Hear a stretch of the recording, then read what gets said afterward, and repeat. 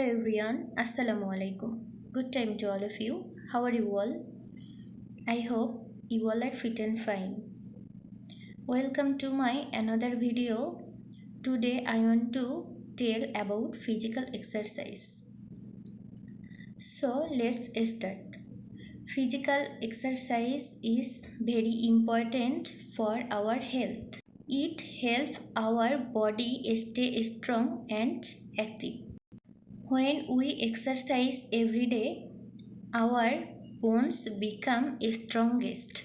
Our muscle become stronger and healthy. Exercise also helps our heart work better and improve our blood circulation.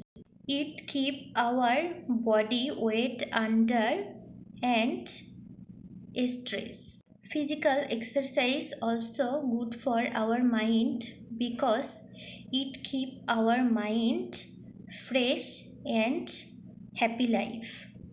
Simple exercise like walking, running, cycling or playing game is very helpful for our health.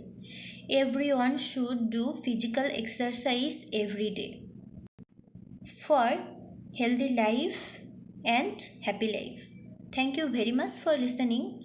Assalamu alaikum. Bye.